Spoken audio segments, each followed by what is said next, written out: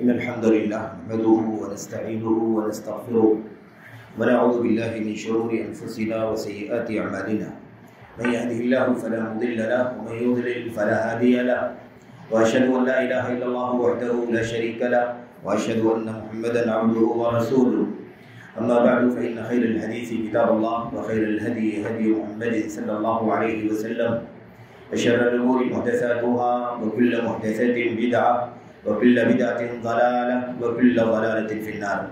أعوذ بالله من الشيطان الرجيم. بسم الله الرحمن الرحيم. ألم يروا كم أهلكنا من قبلهم من قرن مكناهم في الأرض ما لم نمكن لكم وأرسلنا السماء عليهم مدرارا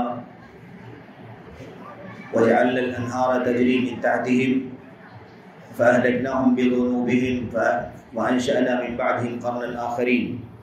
وقال أعظم القائل وما أصابكم من مصيبة فبما كسبت أيديكم ويعفو عن كثير. وقال أعظم القائل ذلك بأن الله لم يكن مغيرا نعمة أنعمها على قوم حتى يغيروا ما بأنفسهم. وقال النبي صلى الله عليه وسلم إذا ظهر الزنا والربا في قوم فقد أحلوا بأنفسهم عذاب الله. وقال ابن عباس رضي الله تعالى عنهما إن للحسنة ضياء في الوجه ونورا في القلب إلى أن قال وإن للسيئة سواد في الوجه وظلمة في القلب أو كما قال رضي الله تعالى عنه. برادران اسلام، دینی ملی بھائیوں، نوجوان دوستوں، احباب اور بزرگوں، قابل احترام ماں اور بہنوں، عزیز بچوں، اللہ تبارک و تعالیٰ نے ہمیں مکمل دین اور شریعت سے نوازا. اس دنیا میں جینے بسنے کی ہدایت کے لیے، رہنمائی کے لیے مسلسل کتابیں اتاری. اللہ تعالیٰ نے بہت سارے رسولوں کا، پیغمبروں کا سلسلہ جاری فرمایا. ہماری اور آپ کی اب ذمہ داری یہ بنی کہ ہم اللہ تبارک و تعالیٰ کا پیغام پا جانے کے بعد اب اس کی ہدایات اور اس کی تعلیمات کے مطابق زندگی گزاریں. حضرت امام زہری رحمۃ اللہ علیہ فرماتے ہیں کہ اللہ تبارک و تعالیٰ کی ذمہ داری تھی کہ اللہ تعالیٰ اپنے بندوں کو سمجھانے کے لیے پیغمبر بھیجے. اللہ نے وہ ذمہ داری ادا کر دی، رسول کو بھیج دیا. رسولوں کی ذمہ داری تھی کہ اللہ کا پیغام اللہ کے بندوں تک پہنچا دے. اللہ کے رسولوں نے یہ ذمہ داری ادا کر دی. اب ہم لوگوں کی ذمہ داری کیا ہے؟ ہم لوگوں کی ذمہ داری ہے کہ ہم اللہ تبارک و تعالیٰ کے بھیجے ہوئے پیغام پر عمل کریں، اسے زندگی میں بجا لائیں، اس کے مطابق زندگی گزاریں. اللہ تبارک و تعالیٰ کی رضا، خوشنودی، اس کی ناراضگی، اس کی غضب کی باتوں کا، چیزوں کا، کاموں کا پتہ لگائیں اور اس کے مطابق زندگی گزاریں. یہ ہماری اور آپ کی ذمہ داری ہے. تو امت کی ذمہ داری صرف اور صرف اب باقی بچی ہے. اللہ تعالیٰ نے اپنی ذمہ داری ادا کر دی، رسولوں نے اپنی ذمہ داریاں ادا کر دی. امت کی ذمہ داری ہے کہ اب وہ اس کے مطابق عمل کر کے دکھائے تاکہ اللہ تبارک و تعالیٰ اس امت کو دنیا میں بھی عزت سے، شان و شوکت سے، روئی سے نوازے اور آخرت میں بھی اللہ تبارک و تعالیٰ اپنی بیش بہا جنت سے اور اپنی بیش بہا نعمتوں سے، اپنی رضامندی سے، اپنے دیدار کی نعمت سے مالا مال فرمائے. اللہ سے دعا کرتے ہیں کہ اللہ تعالیٰ ہمیں اور آپ کو اور ساری امت کو اس ذمہ داری کو ادا کرنے کی توفیق عطا فرمائے. آمین رب العالمین. میرے بھائیوں، آج کے اس خطبے میں چند باتیں جو اپنے آپ کو سمجھانے کے لیے اور بطور تبلیغ، بطور ابلاغ آپ تک پہنچانے کے لیے عرض کرنا ہے، وہ اس حوالے سے ہے کہ میرے بھائیوں، اس دنیا میں ہم اور آپ زندگی گزارتے ہیں، اس میں بہت ساری مصیبتوں کا، پریشانیوں کا، بہت سارے مصائب کا، آلام کا، اس طریقے سے مختلف انداز کی الجھنوں کا، مختلف انداز کی بے اطمینانیوں کا سامنا ہماری اور آپ کی زندگی میں. میرے بھائیوں، زندگی کے جو گوشے ہیں، کوئی گوشہ ایسا نہیں ملے گا جس میں ہمیں اور آپ کو بے چینی نہ ہو، بے اطمینانی نہ ہو. مثال کے طور پر انسان اپنی طبیعت میں، اپنی فطرت میں، اپنے مزاج میں، اپنے دل میں مطمئن نہیں ہے. زندگی کے اندر بہت ساری الجھنیں ہیں، بہت ساری پریشانیاں ہیں، بہت ساری دشواریاں ہیں. اگر اس کے پاس زندگی کے اسباب بھی ہیں، وسائل بھی ہیں، مال و دولت کی فراوانی بھی ہے، زندگی گزارنے کے سامان بھی اس کے پاس موجود ہے، لیکن اس کے باوجود بھی اسے کہیں نہ کہیں بے چینی، الجھن ہے. ایک امن اور سکون جو انسان کی زندگی میں ہونا چاہیے وہ نہیں. ایسے ہی میرے بھائیوں، میرے بزرگوں، اس کی روزی اگر اللہ تبارک و تعالیٰ نے کشادہ کر رکھی ہے تب بھی بے اطمینانی ہے. کیونکہ مزید کشادگی کے لیے پریشان ہے۔ میرے بھائیوں ایسے ہی انسان اپنی جسمانی طور پر بہت ساری بے چینیوں کا شکار ہے، انسان مریض ہے، انسان بیمار ہے، چھوٹی بیماریاں، بڑی بیماریاں، شفا یابی مل سکتی ہے، شفا یابی نہیں مل سکتی، ایسی بہت ساری بیماریوں کے زد میں انسان موجود ہے۔ الغرض ایسے ہی انسان میرے بھائیوں اپنے گھر بار، اپنے ماں باپ، اپنے والدین، اپنی بیوی بچوں کے سلسلے میں بہت ساری الجھنوں کا، بہت ساری بے چینیوں کا، پریشانیوں کا شکار ہے، اور کہیں نہ کہیں وہ دشواریوں کا شکوہ بھی کرتا رہتا ہے۔ سوال یہی ہے میرے بھائیوں کہ آخر ان تمام چیزوں کی وجہ کیا ہے، اس کا سبب کیا ہے؟ اچھا، یہ انفرادی طور پر بھی ہے اور اجتماعی طور پر بھی ہے، یعنی ہر آدمی فردن کہیں نہ کہیں دشواریوں میں، پریشانیوں میں، الجھنوں میں، مصیبتوں میں، آلام میں، آفات میں، حادثات میں مبتلا ہے۔ اور اس کے علاوہ اگر اجتماعی طور پر بھی اگر ہم دیکھیں تو آپ پوری دنیا کے حالات کا جائزہ لیں، دنیا کی ممالک پر نظر ڈالیں تو آپ کو ایک عجیب و غریب انداز کا اندھیرا اور ایک عجیب و غریب انداز کی بے چینی کا ماحول دکھائی دے گا۔ ہر طرف شکوے ہیں، ہر طرف مسائل ہیں، ہر طرف آفتیں ہیں، بلائیں ہیں، حملے ہیں، مظلومیت ہے، غربت ہے، فقر و فاقہ ہے، اللہ تبارک و تعالیٰ کی طرف سے آسمانی آفتیں ہیں، زمینی آفتیں ہیں، مختلف انداز سے اجتماعی زندگی بھی، ممالک بھی بہت ساری پریشانیوں کا شکار ہیں۔ تو اجتماعی انفرادی دونوں حیثیتوں سے انسان مشکلات کا، پریشانیوں کا شکار ہے۔ اس کی وجہ کیا ہے؟ اس کا سبب کیا ہے؟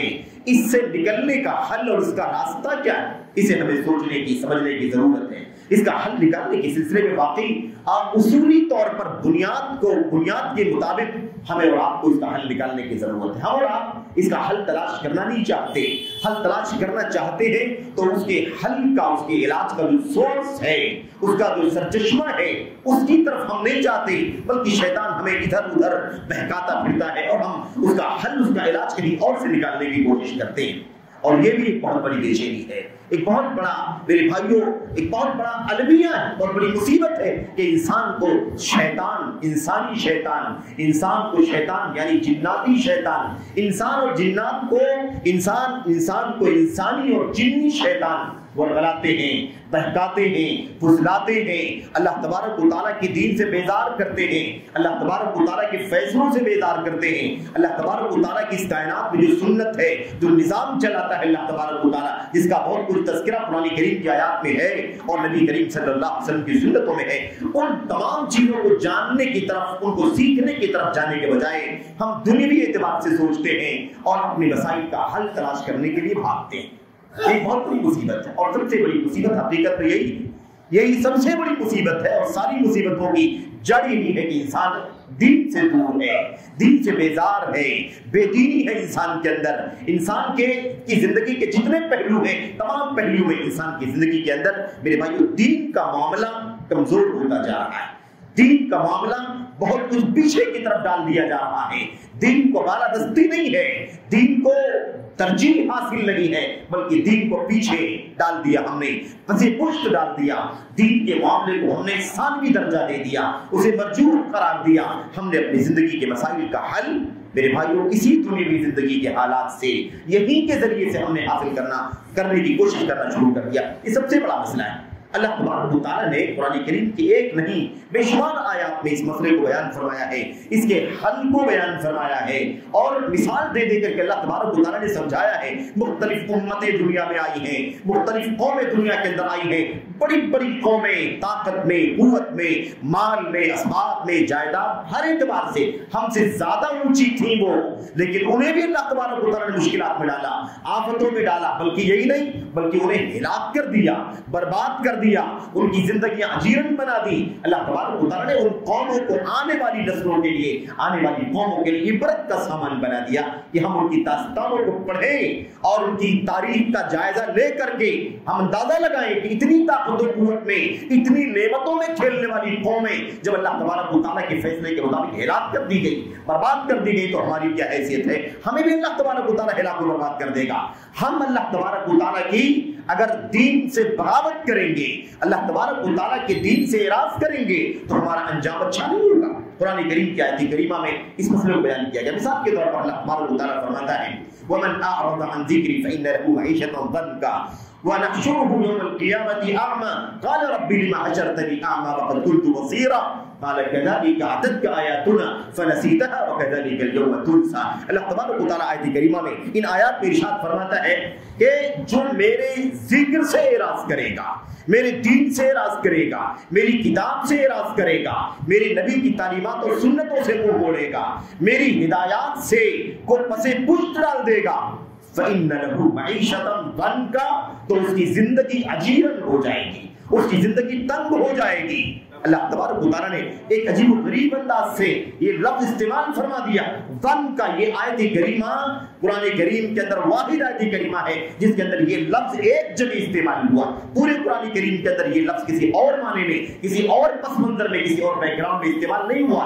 اللہ تبارک و تعالیٰ فرماتا ہے جو میرے ذکر سے، ذکر کیا ہے؟ اللہ تبارک و تعالیٰ کا پورا دین ذکر ہے، اس کی کتاب، اس کے نبی کی سنت، اس کی تسبیحات، اذکار، اس کی عبادات بندگی، اس کے حلال و حرام کے قاعدے، اس کی جائز و ناجائز کا نظام، یہ سب اللہ تبارک و تعالیٰ کا ذکر ہے۔ جو اس سے اعراض کرے گا، جو اس سے منہ موڑے گا، جو اس سے میرے بھائی روح گردانی کرے گا، سردابی کرے گا، فَإِنَّ لَهُ مَعِيشَةً ضَنْكَ، تو یقیناً اس کی زندگی تنگ ہو جائے گی، اس کی زندگی اجیرن ہو جائے گی۔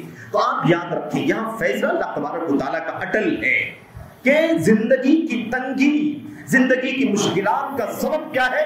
اللہ تبارک و تعالیٰ کی دین سے، اس کی کتاب سے، اس کے نبی کی سنتوں سے، اس کے حلال و حرام سے، اس کے ضابطے سے، اس کے قاعدے سے اعراض کرنا، یہ زندگی کی مشکلات کا بنیادی سبب ہے۔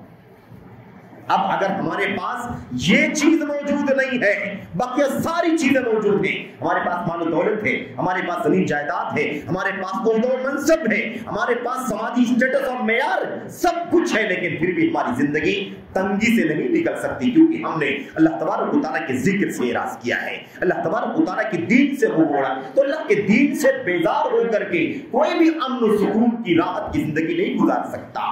میرے بھائیو، یہ اللہ تبارک و تعالیٰ کا اٹل فیصلہ ہے۔ قرآن کریم کی اگلی آیت کریمہ میں، اس آیت کریمہ کے بعد والی آیت کریمہ میں اللہ تبارک و تعالیٰ فرماتا ہے وَنَحْشُرُهُ يَوْمَ الْقِيَامَةِ أَعْمَى، دنیا میں اس کی زندگی تنگ ہو جائے گی۔ اور دنیا میں کیا مطلب؟ امام ابن القیم رحمۃ اللہ علیہ فرماتے ہیں یہ زندگی کی الجھن، یہ تنگی، یہ مشکل، یہ پریشانی، یہ بے اطمینانی، بے چینی انسان کو کہاں ملے گی؟ اس کی زندگی میں، اس کی قبر میں، اس کے حشر میں، اس کے معاد میں، اس کے اولا میں، اس کی آخرت میں، زندگی کے تمام پہلوؤں میں انسان کی زندگی اجیرن رہے گی۔ مرنے کے بعد قبر میں بھی جب منکر نکیر کا سوال ہوگا اس سے، تب بھی اس کی زندگی تنگ رہے گی۔ برزخ کی زندگی بھی اس کی بڑی مشکلوں میں گزرے گی۔ اللہ تبارک و تعالیٰ جب حشر فرمائے گا اور قیامت کے دن سارے لوگ اللہ تعالیٰ کے سامنے حاضر ہوں گے، اس وقت بھی اس کی زندگی تنگ ہو جائے گی۔ زندگی دنیا کی زندگی بھی ہے، زندگی برزخ کی بھی زندگی ہے، زندگی آخرت کی زندگی بھی ہے۔ ان تمام زندگیوں میں کیونکہ اللہ تبارک و تعالیٰ نے کیا فرمایا؟ اس کی معیشتاً ضنکا، اس کی معیشت تنگ ہو جائے گی، یعنی جہاں بھی زندگی گزارے، جہاں بھی رہے بسے، وہ امن و سکون کی زندگی نہیں پا سکتا ہے۔ اس کا پل پل، اس کی زندگی کا کی گھڑی گھڑی مشکلوں میں گزرے گی۔ یہ اللہ تبارک و تعالیٰ کا اٹل فیصلہ ہے۔ آخرت میں کیا ہوگا؟ آخرت میں ہم اس کو جب اٹھائیں گے، اس کا حشر کریں گے، اس کو اللہ تبارک و تعالیٰ میدان حشر میں لائے گا۔ اللہ تعالیٰ فرماتا ہے اسے ہم اندھا کر کے اٹھائیں گے۔ عجیب بات ہے، دنیا میں تو آنکھوں کی نعمت تھی اس کے پاس، دنیا کی ساری لذتوں کا، ساری اچھی چیزوں کا، خواہشات کا اپنی آنکھوں سے مشاہدہ کرتا تھا، وہ دیکھتا تھا، فائدہ اٹھاتا تھا، آنکھوں کو لذت پہنچاتا تھا، دل کو سکون پہنچاتا تھا، حلال حرام کی تمیز کے بغیر آنکھوں کی لذت سے فائدہ اٹھاتا تھا۔ اللہ تبارک و تعالیٰ فرماتا ہے لیکن یہ نگاہیں ظاہر کی نگاہیں ہیں، جو اللہ کے دین سے بیزار ہے، جو اللہ کی تعلیمات سے بیزار ہے، وہ آنکھیں ہونے کے باوجود بھی اندھا۔ میرے بھائی، اللہ تبارک و تعالیٰ نے کیا فرمایا؟ اللہ تبارک و تعالیٰ نے فرمایا ہم اس کو قیامت کے دن اندھا کر کے اٹھائیں گے، اور جب اللہ کے سامنے حاضر ہوگا اللہ سے کہے گا، اللہ سے پوچھے گا رب لما حشرتنی اعمی، پروردگار تو نے مجھے اندھا کر کے کیوں اٹھایا؟ وقد كنت بصیرا، جبکہ دنیا میں میرے پاس آنکھ تھی، مجھے تو نے آنکھیں عطا فرمائی تھی، دید عطا فرمایا تھا، میں دیکھتا تھا، تو نے دنیا میں زندگی میں آنکھ عطا فرمائی تھی، مرنے کے بعد تو نے میری آنکھیں چھین لی اور اب مجھے اندھا کر کے اٹھایا۔ اللہ تبارک و تعالیٰ کیا فرمائے گا؟ اللہ فرمائے كذلك أتتك آياتنا فنسيتها، اس کی وجہ یہ ہے کہ جب میری آیتیں تیرے سامنے آئی تھی، میرے کلام کی آیتیں تیرے سامنے آئی، میرے نبی کا فرمان تیرے سامنے آیا، میرے اتارے ہوئے دین کی ہدایات اور تعلیمات تیرے سامنے آئی، فَنَسِيتَهَا تو تو نے اسے پس پشت ڈال دیا، تو نے اسے فراموش کر دیا، تو نے اسے بھلا دیا تھا۔ وَكَذَلِكَ الْيَوْمَ تُنْسَى اسی طرح سے اس کا بدلہ تجھے آج دیا جا رہا ہے، آج تجھے بھی بھلا دیا گیا ہے۔ تو دنیا میں تو آنکھ تھی اس کے پاس، لیکن ان آنکھوں کا استعمال وہ حلال کے لیے نہیں کرتا تھا، جائز کے لیے نہیں کرتا تھا، غلط کام بھی کرتا تھا۔ مثال کے طور پر یا اللہ تبارک و تعالیٰ کی دین سے اس کی وابستگی نہیں تھی، بے دینی کی زندگی گزارتا تھا۔ میرے بھائیوں، اللہ تبارک و تعالیٰ کے حکم کی مخالفت، معصیت، نافرمانی، گناہ، بغاوت، سرتابی، اعراض، ہر اعتبار سے اللہ تبارک و تعالیٰ کی دین سے وہ دوری اس کی زندگی کے اندر پائی جاتی تھی۔ اس کا صلہ، اس کا بدلہ اللہ تبارک و تعالیٰ کیا دے گا؟ اسے قیامت کے دن اندھا کر کے اٹھائے گا۔ میرے بھائیوں، اگر دنیا کی نعمتیں اتنی عظیم ہیں کہ ہمیں آنکھوں کی نعمت نہ ملے تو دنیا کی نعمتوں کا نظارہ نہیں کر سکیں گے اور اللہ کی بہت ساری نعمتوں کو دیکھنے سے محروم ہو جائیں گے، تو بھلا بتاؤ یہ آخرت کی نعمتیں دنیا کے مقابلے میں کتنی عظیم ہوگی؟ اگر وہاں آنکھیں اللہ تبارک و تعالیٰ چھین لے گا تو اللہ تبارک و تعالیٰ کی اس نعمت آنکھ سے محروم ہونے کی وجہ سے انسان کتنی بڑی نعمت سے محروم کر دیا جائے۔ میرے بھائی، اور اسی بات کو اللہ تبارک و تعالیٰ نے اور بھی دوسری جگہ فرمایا کہ دنیا کے اندر جو ہے لوگ آنکھوں کا استعمال کرتے ہیں، آنکھیں ہیں لیکن اپنی دنیا کے لیے استعمال کرتے ہیں، محرمات کے لیے استعمال کرتے ہیں، منہیات کے لیے استعمال کرتے ہیں، غلط کے لیے، معاصی کے لیے، منکرات کے لیے استعمال کرتے ہیں۔ اللہ تبارک و تعالیٰ کی دین، اس کی رضا کے کاموں میں میرے بھائی وہ پیچھے ہیں۔ تو اللہ تعالیٰ فرماتا ہے گرچہ ان کے پاس آنکھیں ہیں لیکن آنکھوں کے دیکھنے سے کچھ نہیں ہوتا اور آنکھوں کے اندھا ہونے سے کچھ نہیں ہوتا۔ اصل دیکھنا تو دل کا دیکھنا ہے اور اصل اندھا پن تو آنکھوں کا اندھا پن ہے۔ اللہ تعالیٰ فرماتا ہے انہا لا تعمل الابصار ولکن تعمل القلوب التي في الصدور۔ یاد رکھو، آنکھیں اندھی نہیں ہوتی ہیں بلکہ وہ دل اندھے ہو جاتے ہیں جو سینوں میں رکھے گئے، سینوں کے اندر کا دل اندھا ہو جاتا ہے۔ میرے بھائیوں، تو اگر انسان کے پاس یہ ساری نعمتیں ظاہر میں موجود ہیں لیکن اگر اس کے پاس گناہ ہے، معاصی ہے، منکرات ہے، اللہ کے دین سے بغاوت ہے، اپنی دین زندگی کے تمام تر معاملات میں میرے بھائیوں اس کا تعلق جان سے ہو، مال سے ہو، عبادت سے ہو، انسان کے تمام تر زندگی کے معاملات میں جہاں بھی وہ اللہ تبارک و تعالیٰ کی مخالفت کر رہا ہے، اللہ تبارک و تعالیٰ فرماتا ہے کہ اس کا دل اندھا ہے۔ اس کی آنکھیں دیکھ رہی ہیں لیکن دیدے سے، اس ظاہری دیدے سے کوئی مطلب نہیں ہے، اصل تو اس کے دل کا دیدہ ہے جو اللہ تبارک و تعالیٰ نے اسے عطا فرمایا تھا۔ اسی لیے اللہ تعالیٰ نے قرآن کریم میں کیا فرمایا کہ ہم نے آنکھیں دی ہیں جس سے وہ دیکھتے نہیں ہیں، ہم نے ان کو کان دیے جس سے وہ سنتے نہیں ہیں، ہم نے ان کو دل دیا ہے جس سے وہ سمجھتے نہیں۔ سمجھنے کی صلاحیت یہاں، ذہن تو دماغ تو ہے لیکن اپیل دل کرتا ہے، دل کی اپیل سے انسان سارا کام کرتا ہے۔ میرے بھائی، میرے بزرگوں، بہرحال تو چند باتیں جو آپ کے سامنے عرض کرنی، اس حوالے سے کرنی ہے اس کی تمہید کی کہ اصل میں میرے بھائیوں ساری مشکلات کا سبب، ساری پریشانیوں کا، سارے مصائب و آلام کا، جتنی مصیبتیں، پریشانیاں ہماری اور آپ کی زندگی میں، اس کا سبب یہ ہے کہ ہم نے اللہ تبارک و تعالیٰ کے حکم کی مخالفت کرنا شروع کر دیا، نافرمانی کر رہے ہیں، معصیت کر رہے ہیں، گناہ کر رہے ہیں۔ اسی لیے اللہ تبارک و تعالیٰ کی طرف سے ساری مصیبتیں آتی۔ حضرت علی بن ابی طالب رضی اللہ تعالیٰ عنہ نے کہا تھا، اور یہی بات عبداللہ بن عباس، بلکہ عباس، چچا عباس، نبی کریم صلی اللہ علیہ وسلم کی چچا عباس رضی اللہ تعالیٰ عنہ وہ کہتے ہیں ما نزل بلاء الا بذنب ولا رفع الا بتوبہ۔ کہتے ہیں جتنی مصیبت انسان کے اوپر آتی ہے وہ ساری مصیبتیں اس لیے آتی ہے کہ انسان گنہگار ہے، انسان کے گناہوں کی وجہ سے ایک مصیبت آتی ہے، ایک مصیبت جو آتی ہے انسان کی گناہ کی وجہ سے آتی ہے، اور جو بھی مصیبت، جو بھی بلا ٹلتی ہے وہ توبہ کر کے اللہ کی طرف پلٹ جانے کی وجہ سے ٹلتی ہے۔ تو گناہوں کا راستہ بھی ہم نے کھولا اور ہم نے اللہ تبارک و تعالیٰ سے رجوع کرنے کا راستہ بھی چھوڑا۔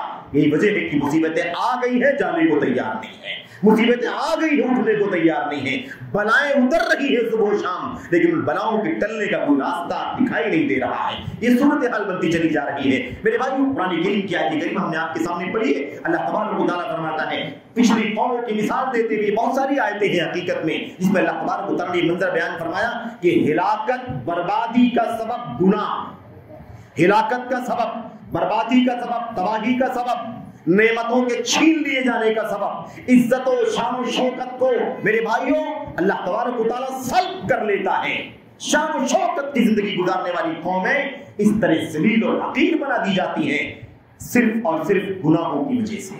अल्लाह तबारक व तआला ने फरमाया फकुल्लन अखज़ना बिज़ंबिही, हमने हर एक को उसके गुनाह की वजह से पकड़ा। किसकी वजह से पकड़ा? गुनाह की वजह से, हर एक को, कुल्लन, सबको, और इसमें फर्द को भी और जमात को भी, पूरी पूरी कौम को, क्योंकि अल्लाह तबारक व तआला ने आगे 4-5 कौमों का तज़किरा बयान फरमाया है। हमने किसी को तूफान से हिलाक कर दिया, हमने किसी को तेज आवाज से हिलाक कर दिया, हमने किसी को डुबा करके हिलाक कर दिया, हमने किसी को धंसा करके हिलाक कर दिया।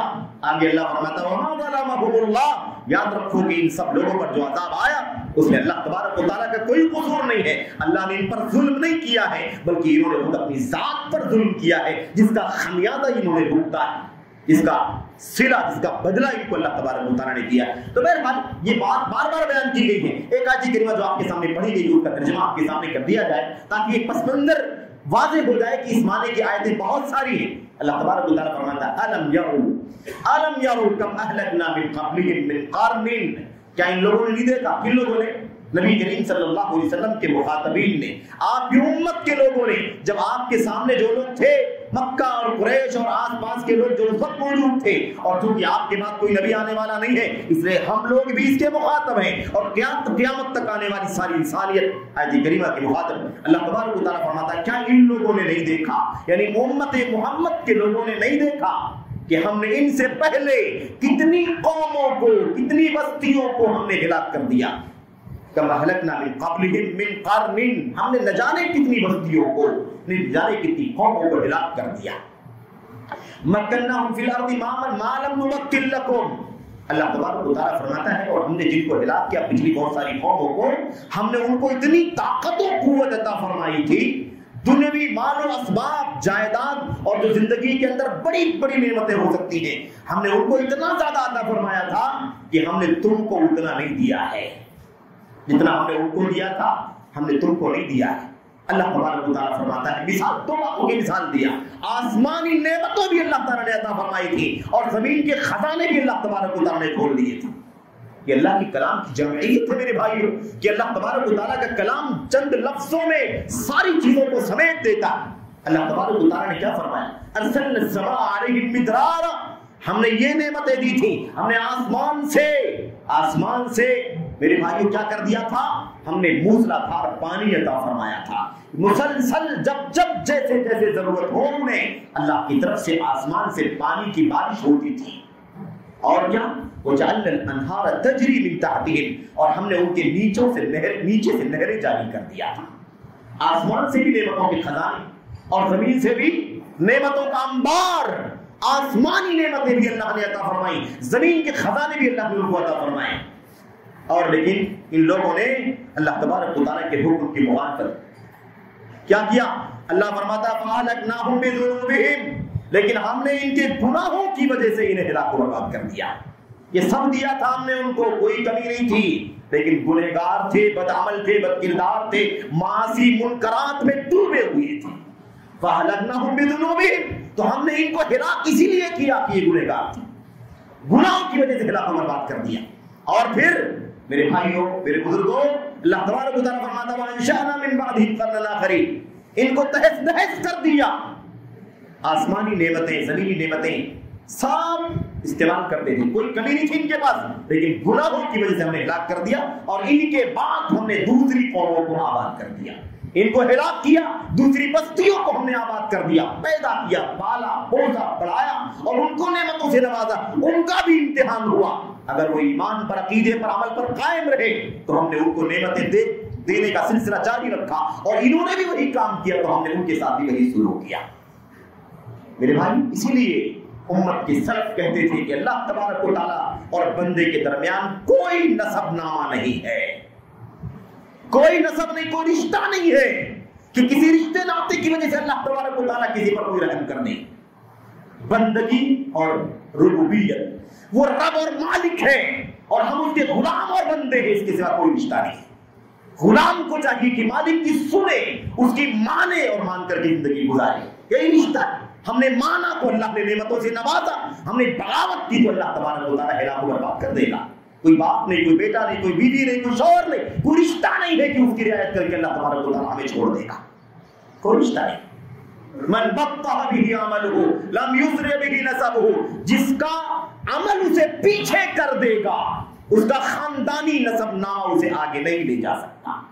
میرے بھائی, بہرحال کہنے کا مطلب یہ ہے کہ یہ بڑا عجیب و غریب مسئلہ ہے, بڑا عجیب و غریب مسئلہ ہے. اس کے اثرات بہت خطرناک ہیں. یہ تو سرسری باتیں آپ کے سامنے پیش کی جا رہی ہیں. میرے بھائیوں, میرے بزرگوں, آپ کو بتاؤں میں سائپرس جس کو کہا جاتا ہے, قبرص جس کو کہتے ہیں عربی میں, قبرص, آج سائپرس جو ادھر کیا نام ہے رشیا وغیرہ کے علاقے کا ملک ہے, جب اسے مسلمانوں نے فتح کیا تھا, حضرت جبیر بن نفیر رحمت اللہ علیہ مشہور تابعی ہے, اور اس وقت حضرت ابو الدرداء رضی اللہ تعالیٰ عنہ جیسے جلیل القدر صحابی باحیات تھے, زندہ تھے اور فوج میں شامل تھے, اور مسلمانوں کی فوج نے صحابہ اور تابعین نے مل کر کے سائپرس کو فتح کیا تھا, فتح کیا. اور اس وقت کی تاریخ پڑھ کر کے دیکھو کہ اس وقت قبرص کا کیا عالم تھا. مال, دولت, زمین, جائیداد, اسباب, میوے, پھل, انبار, کسی چیز کی کوئی کمی نہیں. میرے بھائی, نعمتوں سے مالا مال. اللہ تبارک و تعالیٰ نے اپنی نعمتوں کے خزانے دہانے کھول دیے تھے ان کے اوپر, کوئی کمی نہیں تھی ان کے پاس. حکومت سلطنت کے ساتھ ساتھ دنیا کی ساری نعمتیں, کوئی کمی نہیں. لیکن ہوا کیا, اللہ تبارک و تعالیٰ کا فیصلہ اٹل, کوئی رشتہ ناتا اللہ تبارک و تعالیٰ کے نہیں چلتا. حضرت ابو الدرداء اور دیگر صحابہ تابعین آپ کے ساتھ سائپرس کی جنگ کے اندر موجود تھے. جب سائپرس کو, قبرص کو فتح کر لیا گیا اور وہاں کے باشندگان سے اس ملک کو چھین لیا گیا, تو مردوں میں, عورتوں میں, بچوں میں بلبلاہٹ ہو گئی, رونا دھونا. میرے بھائی, آپس میں سارے اقتدار پیٹ پیٹ کر کے رونے لگے.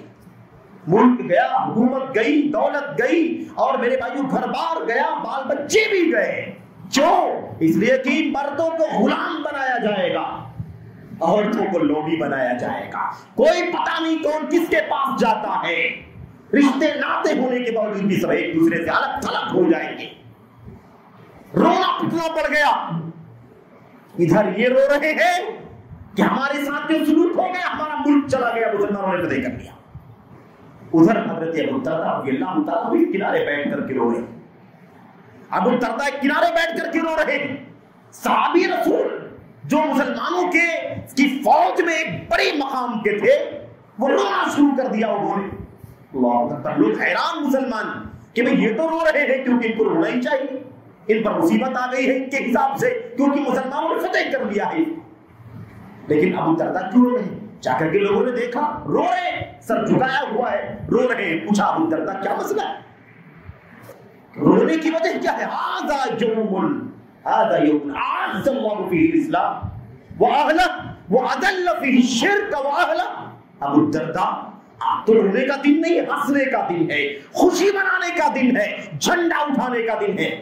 آج کا دن تو اللہ نے کفر کو اور کافروں کو ذلیل کیا ہے.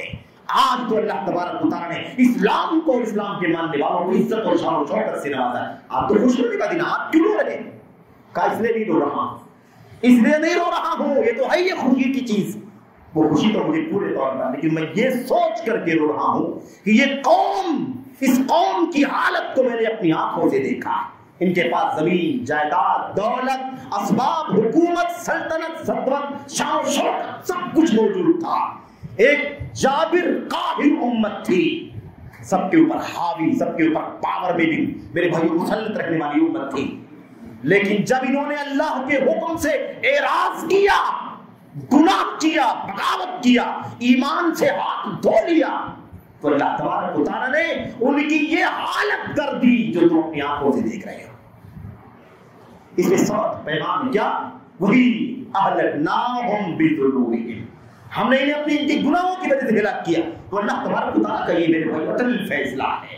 کوئی نام لے نہ لے, دعووں سے, حوالوں سے, نسبتوں سے کوئی قوم کبھی زندہ نہیں رہی ہے, امن و شانتی نہیں پا سکی ہے. ہم بے مسلمان ہیں, قرآن کی امت ہے, نبی کی سنت کے ماننے والے ہیں. ان دعووں سے کوئی قوم نہیں بچ سکتی ہے. زندگی میں اللہ کا کلام، نبی کا فرمان اور امت کو جو اللہ کی طرف سے تعلیمات دی گئی ہیں، اسے زندگیوں میں عمل میں لانے کی ضرورت ہے۔ سچا مسلمان بن کر کے دکھاؤ تو اللہ تعالیٰ کی نعمتوں کی برکت ہوگی۔ میرے بھائی، اللہ تبارک و تعالیٰ نے قرآن کریم میں ارشاد فرمایا وَلَوْ أَنَّ أَهْلَ الْقُرَىٰ آمَنُوا وَاتَّقَوْا لَفَتَحْنَا عَلَيْهِمْ بَرَكَاتٍ مِّنَ السَّمَاءِ وَالْأَرْضِ۔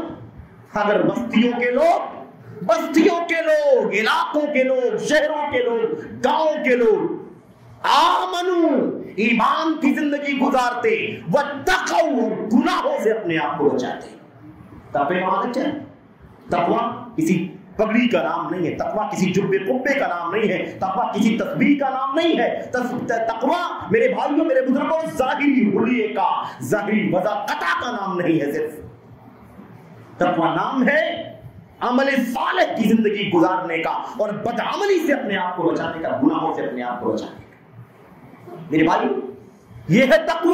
عملی زندگی میں میرے بھائیوں صالحات ہونا چاہیے، سیئات سے توبہ ہونی چاہیے، دوری ہونی چاہیے۔ کسی بھی مسئلے میں، عبادات، معاملات، میرے بھائیوں، مال، دولت، اولاد، لین دین، اللہ کا حق، بندے کا حق، کوئی پہلو دین اسلام کا ایسا نہیں ہے۔ اللہ تبارک و تعالیٰ کی دین کے مطابق ساری چیزیں انجام ہو میرے بھائیوں، بس اتنی کوتاہی جو کوشش کے باوجود نہ چاہتے ہوئے بھی انسان ہونے کے ناطے، بشر ہونے کے ناطے ہو جاتی ہے، بس اس کے سوا کچھ نہیں۔ یہ اللہ تبارک و تعالیٰ کو مطلوب ہے، یہ مطلوب ہے۔ اللہ تبارک و تعالیٰ فرماتا ہے فتحنا علیہم لفتحنا علیہم برکات من السماء والارض، تو ہم ان کے اوپر آسمانوں سے اور زمینوں سے برکتوں کے خزانے کھول دیں گے۔ تو ایمان اور تقوی کی بنیاد پر آسمانوں سے برکتوں کے خزانے، زمین سے برکتوں کے خزانے کھلتے ہیں، یہ اللہ تبارک و تعالیٰ کا وعدہ ہے۔ اور یہ چلا جائے تو اللہ تبارک و تعالیٰ نے آگے فرمایا کہ پھر ہم ہلاک کرتے ہیں، برباد کرتے ہیں، بما کانوا یکسبون، جو کچھ یہ کرتے ہیں ان کی کرتوت کی وجہ سے، ان کی بدعملی کی وجہ سے حالات اچھے رہتے ہیں، بدل جاتے ہیں۔ میرے بھائیوں، خوشحال آدمی بدحال ہو جاتا ہے، صحت مند آدمی مریض ہو جاتا ہے، دولت مند آدمی فقیر ہو جاتا ہے، عزت والا آدمی ذلیل ہو جاتا ہے، صاحب حیثیت آدمی بے وقات ہو جاتا ہے۔ میرے بھائیوں، میرے بزرگوں، جس کا راز کیا ہے؟ راز یہی ہے کہ اللہ جس کو عزت دے گا وہ عزت پائے گا، اور عزت کے لیے ایمان، عمل صالح ضروری ہے۔ وَلِلَّهِ الْعِزَّةُ وَلِرَسُولِهِ وَلِلْمُؤْمِنِينَ وَلَكِنَّ الْمُنَافِقِينَ لَا يَعْلَمُونَ۔ میرے بھائی، میرے بزرگوں، بہت ساری آیتیں، بہت ساری حدیثیں، اللہ کے کلام کی آیت اور اللہ کے نبی علیہ السلام کی حدیثوں کے علاوہ بہت ساری تعلیمات، بہت ساری ہدایات موجود ہیں۔ میرے بھائیوں، میرے بزرگوں، میں یہ کہہ رہا تھا آپ سے کہ حضرت رسول کریم صلی اللہ علیہ وسلم نے فرمایا تھا کل امتی معافا الا المجاہرین، میری امت کے سارے گناہگاروں کو معاف کیا جا سکتا ہے، الا المجاہرین، لیکن ان لوگوں کو نہیں جو کھلم کھلا دنداتے ہوئے گناہ کے کام کرتے ہیں۔ یہاں ایک نقطہ سمجھ میں آتا ہے، اگر آدمی نے کبھی چوری چھپے گناہ کر لیا اور کرنے کے بعد اسے احساس ہو گیا اور اندر ہی اندر باز آ گیا، گناہ کا کام پھر چھوڑ دیا، اللہ تبارک و تعالیٰ معاف فرما دے گا۔ کیوں؟ اس نے تنہائی میں کیا، کوئی دیکھا نہیں اسے، اکیلے میں گناہ کا کام کیا۔ اللہ تبارک و تعالیٰ تو دیکھنے والا ہے، اسے کوئی چیز چھوڑ نہیں سکتی ہے۔ لا يعزب عنه مثقال ذرہ، ایک ذرہ بھی اللہ سے پوشیدہ نہیں رہ سکتا ہے، لیکن اسے احساس ہوگا کہ اللہ تعالیٰ دیکھ رہا ہے، اس نے گناہ چھوڑ دیا، اللہ تعالیٰ معاف فرما دے گا۔ لیکن کھلم کھلا گناہ کرنے والے، معصیت کا کام کرنے والے، میرے بھائیوں، یہ گناہ بڑا خطرناک ہے، اور اللہ کے نبی نے آگے سمجھایا، ایک ہے کھلم کھلا گناہ کرنا، علانیہ آدمی کفر کرے، علانیہ شرک کرے، علانیہ بدعت کرے، علانیہ حرام کھائے، علانیہ سود لے، علانیہ چوری کرے، علانیہ ڈکیتی کرے، مثال کے طور پر علانیہ نشہ کرے، علانیہ داڑھی موڑے، علانیہ بے نماز نہ، کوئی بھی چیز ہو سکتی ہے، علانیہ سب کے سامنے۔ اللہ کے نبی فرمایا یہ تو سب کے سامنے کرنے والا گناہ ہے ہی، اس علانیہ کے اندر یہ بھی شامل ہے کہ آدمی کوئی گناہ کا کام تنہائی میں کرے، رات کے اندھیرے میں کرے، خلوت میں کرے، کسی نے دیکھا نہ ہو، اللہ کے سوا اس کے سوا کوئی نہ جانتا ہو، لیکن صبح اٹھے تو کہے آج رات میں نے یہ کام کیا ہے۔ لوگوں کو گناہ کرنے میں بھی فخر ہوتا ہے، بہت سارے لوگ ایسے ہوتے ہیں، کوئی بھی 2 نمبر 4 نمبر گناہ کا کام کر لیا اور اس کے بعد میرے بھائیوں لوگ اپنی تعریف سمجھتے ہیں کہ میں نے اس موقع پر تو میں نے یہ کر ڈالا تھا، میں نے اس موقع پر یہ کر ڈالا تھا، میں نے تو یہ بات، ایسا لگتا ہے کوئی بازی مارتی ہے میرے بھائی۔ اللہ کے نبی صلی اللہ علیہ وسلم یہ بھی مجاہرت کے اندر آتا ہے، ان یبیت الرجل، آدمی رات کی تنہائی میں کوئی گناہ کا کام کرے، وقد بات یسترہ ربہ، وہ رات گزار رہا تھا، اللہ تعالیٰ نے اس کی گناہ پر پردہ ڈال رکھا تھا، لیکن صبح ہوئی تو لوگوں کے سامنے آیا اور کہنے لگا فعلت البارحہ کذا و کذا، رات میں نے ایسا کام کیا ہے، رات میں نے ایسا کام کیا ہے، فلاں دن میں نے ایسا کام کیا تھا، اور میں نے تو سب کو چکما دے دیا تھا، کوئی کچھ نہیں کر سکا۔ میرے بھائی کو، میرے بزرگوں، یہ بھی ہے علانیہ۔ بہرحال کہنے کا مطلب ہے کہ گناہ بڑے خطرناک ہیں، گناہوں کی نحوست بہت زیادہ ہے، اور سب سے پہلے گناہ کا خطرہ انسان کے دل پر ہوتا ہے، اس کا اثر دل پر ہوتا ہے، دل کی سفیدی، دل کی روشنی۔ اللہ تبارک و تعالیٰ گناہوں کی سراب کی وجہ سے، سیاہی کی وجہ سے اللہ تبارک و تعالیٰ اسے کالا کرنا شروع کر دیتا ہے۔ اللہ تبارک و تعالیٰ قرآن کریم میں ارشاد ہے کلا بل ران علی قلوبہم ما كانوا یکسبون، کلا بل ران علی قلوبہم ما كانوا یکسبون۔ اللہ تبارک و تعالیٰ فرماتا ہے ان کی بدعملیوں کی وجہ سے ان کے دلوں پر زنگ لگ گیا تھا، ان کی بدعملیوں کی وجہ سے ان کے دلوں پر زنگ لگ گیا تھا۔ میرے بھائیو، میرے بزرگوں، اللہ کے نبی محمد رسول اللہ صلی اللہ علیہ وسلم کی بہت ساری حدیثیں اس کا تذکرہ بھی آئے گا اگر جب وقت نے اجازت دیا تو۔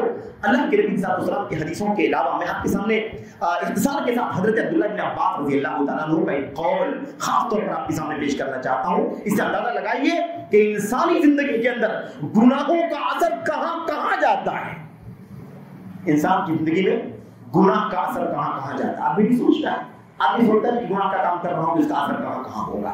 آدمی سوچتا ہے گناہ کا کام کر لیا، یہی ختم ہو گیا۔ میرے بھائیو، گناہ ختم ہو گیا، اس کی وقتی لذت مل گئی، لیکن اس کی لعنت، اس کی نحوست، اس کا اثر انسان کی زندگی میں نہ جانے کہاں اور کب تک باقی رہتا ہے، اس کا کوئی اندازہ نہیں لگا سکتا۔ ابن عباس رضی اللہ عنہ نے کہا تھا ان للحسنۃ ضیاء فی الوجہ، سن لو، نیکی کی ایک روشنی ہے جو چہرے پر آتی ہے۔ نیکی کی کیا ہے؟ ایک روشنی ہے، چہرے پر اس کی روشنی دکھائی دیتی ہے نیکی کرنے کی وجہ سے۔ وَنُورًا فِي الْقَلْبِ، اور ایک نور ہے جو دل میں آتا، نیک کام کرنے والا، نیکی پر زندگی گزارنے والا، اس کے چہرے پر روشنی ہوتی ہے، اس کے دل کے اندر نور ہوتا ہے۔ اور کیا فرمایا آگے؟ اللہ اکبر، وَقُوَّةً فِي الْبَدَنِ، اور جسم کے اندر نیکیوں کی وجہ سے طاقت ہوتی ہے۔ اللہ اکبر، وَسَعَةً فِي الرِّزْقِ، اور روزی کے اندر کشادگی ہوتی ہے، روزی برکت ہوتی ہے۔ اور پانچویں بات بڑی اہم بات ہے، اللہ کیا فرماتے ہیں؟ ابن عباس فرماتے ہیں وَرِضًا فِي قُلُوبِ النَّاسِ، اور لوگوں کے دلوں میں اس کی محبت اللہ تبارک و تعالیٰ ڈال دیتا ہے۔ اس لیے آپ دیکھیں گے بدعمل گنہگار آدمی گزرتا ہے تو 10 لوگ اس کے پیچھے بول دیتے ہیں بہت گنہگار ہے، بہت عجیب و غریب ہے، اس کے ساتھ رہنے جیسا نہیں، کہ تو فلانا ایسا۔ میرے بھائیوں، میرے بزرگوں، تو یہ بہت خطرناک مسئلہ ہے۔ نیکی کی 5 نعمتیں انسان کی زندگی میں، اور نیکیوں کے برخلاف گناہوں کی 5 لعنتیں، 5 نحوستیں، 5 اثرات بد انسان کی زندگی پر مسلط ہوتی ہیں، مرتب ہوتی ہیں۔ میرے بھائی، تو 5 باتیں ہو گئی نا، یہ 5 نیکیوں کی۔ برائی میں کیا ہوتا ہے؟ وَإِنَّ لِلسَّيِّئَةِ، اللہ اکبر، گناہ کا کیا ہوتا ہے؟ نمبر 1 فرماتے ہیں سوادن فی الوجہ، چہرے پر سیاہی آتی ہے، چہرے پر سیاہی، گناہ، معصیت، منکر کے پیچھے بھاگنے والا، منکر کام کرنے والا، چاہے کوئی جانتا ہو نہ جانتا ہو، رب ذوالجلال جو ہمارا آپ کا خالق و مالک کو خود جانتا ہے، اس کو ناراض کر کے کبھی ہم اپنے چہروں پر روشنی نہیں پا سکتے۔ میرے بھائیو، فرماتے ہیں وَإِنَّ لِلسَّيِّئَةِ سَوَادًا فِي الْوَجْهِ، گناہ کی وجہ سے، معصیت کی وجہ سے چہرے پر سیاہی آتی ہے۔ وَظُلْمَةً فِي الْقَلْبِ، اور دل کے اندر تاریکی آتی ہے، دل میں اندھیرا آتا ہے۔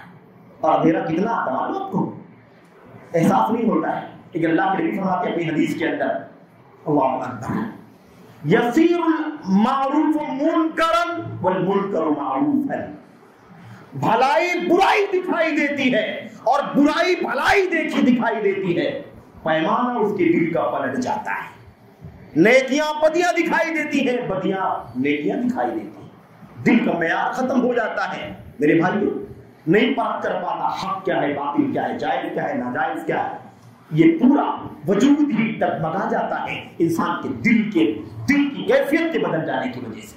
اور کیا کہا؟ اور کہا نمبر 1 نمبر 3 دو باتیں. نمبر 3 کہا اللہ اکبر، وہ کہا وہنن فی البدن، جسمانی کمزوری آتی ہے گناہوں کی وجہ سے. یہ اللہ تبارک و تعالیٰ کی طرف سے گناہوں کی لعنت ہے، گناہوں کا اثر. نمبر 3 نمبر 4 کیا کہا؟ وہ کہا نقصاً فی الرزق یا ضیقاً فی الرزق، روزی کے اندر کمی آتی ہے، روزی کے اندر تنگی آ جاتی ہے. اب آج ہم نے تنگی اور کشادگی کا معیار یہ بنا رکھا ہے کہ بہت زیادہ ہے تو بہت زیادہ برکت ہے، اور کم ہے تو بے برکتی ہے. بالکل پیمانہ غلط ہے، یہ پیمانہ غلط ہے. کیوں؟ اس لیے کہ کم بھی بابرکت ہو سکتا ہے اور زیادہ بھی بے برکت ہو سکتا ہے. یہ اللہ تبارک و تعالیٰ کے پیمانہ. برکت کا مطلب ذاتی ہی نہیں، مانوی ذاتی بھی ہو سکتی ہے، لفظی ذاتی بھی ہو سکتی ہے. میرے بھائیو سمجھنے کی چیز ہے. اور چوتھی کی 5ویں چیز کیا کہا؟ وہ بغضاً فی قلوب الخلق، اور لوگوں کے دلوں میں اللہ تبارک و تعالیٰ اسے نفرت ڈال دیتا ہے. یہ کیا ہے؟ گناہوں کی گندے اثرات، برے اثرات. اب بہت ساری چیزیں ہیں میرے بھائیو، لمبا موضوع ہے، لمبی باتیں اس کے اندر. آخری ایک بات آپ کے سامنے عرض کرنی ہے. اللہ کے نبی محمد رسول اللہ صلی اللہ علیہ وسلم نے، اور ایسے اگر ہم جاننا چاہیں نا گناہوں کے اثرات انفرادی زندگی پر، اجتماعی زندگی پر، فرد پر، سماج پر کیا پڑتا ہے، اس کا اثر کیا پڑتا ہے، تو ہمارے سامنے وہ خالی ایک تصور ذہن میں لائیے، 2 تصور لائیے بس، 2 ہی، تیسرا کچھ نہ لائیے، بات سمجھ میں آ جائے گی. میرے بھائیو ایک بات تو یہ لائیے، کتنی آیتیں حدیثیں ہمارے سامنے آتی ہیں جس میں اللہ کا کلام کہتا ہے، اللہ کے نبی کا فرمان کہتا ہے فلاں لعنتی ہے، فلاں لعنتی ہے، فلاں لعنتی ہے، فلاں لعنتی. گناہوں کا ایک بہت بڑا اثر ہے کہ انسان اللہ کی رحمت سے محروم کر دیا جاتا ہے. لعن اللہ آکل الربا وموکلہ، اللہ نے سود کھانے کھلانے والے پر لعنت فرمائی ہے. لعن اللہ من لعن والدیہ، اللہ کی لعنت جو اپنے والدین پر لعنت کرے. لعن اللہ من غیر عن الارض، لعنت ہو اس پر جو زمین کے نشانات بدل دے. لعن اللہ الخمر وشاربہا وعاصرہا ومعتصرہا، اللہ تعالیٰ کی لعنت ہوتی ہے شراب پر، نشہ کرنے والے پر، نشہ لانے والے پر، بنانے والے پر، بنوانے والے پر، نچوڑنے والے پر، نچڑوانے والے پر، لوڈ کرنے والے، ان لوڈ کرنے والے، تمام چیزوں پر لعنت ہوتی ہے. ایسی کتنی آیتیں حدیثوں آپ کو ملیں گی، اس پر لعنت، اس پر لعنت، یعنی گناہ کی کرنے والے لعنتی ہو جاتے ہیں اللہ کی رحمت سے محروم. دوسری بات کیا غور کرنا ہے؟ دوسری بات یہ غور کرنے کی ہے کہ اتنی ساری قومیں ہمارے سامنے تذکرہ آتا ہے.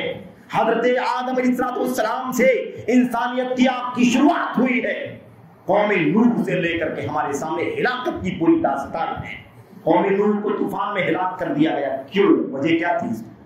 گناہ کے سوا کوئی مسئلہ نہیں تھا، گناہ کی وجہ سے ہلاکت ہو گئی. قوم ہود کو ہلاک کیا گیا، قوم سمود کو ہلاک کیا گیا. میرے بھائیوں فرعون کو، قارون کو، حامان کو ہلاک کیا گیا، قوم شعیب کو ہلاک کیا گیا ہے کہ ان سب کو ہلاک کیا گیا. اور پھر ہماری محمد رسول اللہ صلی اللہ علیہ وسلم کی آمد کے بعد مکہ اور مکے کے اطراف کے جو بڑے بڑے سرادی تھے، بڑے بڑے قریش کے، ان کو ہلاک کیوں کیا گیا؟ ابو جہل ہلاکت کی وجہ، امیہ ہلاکت کیوں ہوئی، ابو لہب کیوں ہلاک کیا گیا؟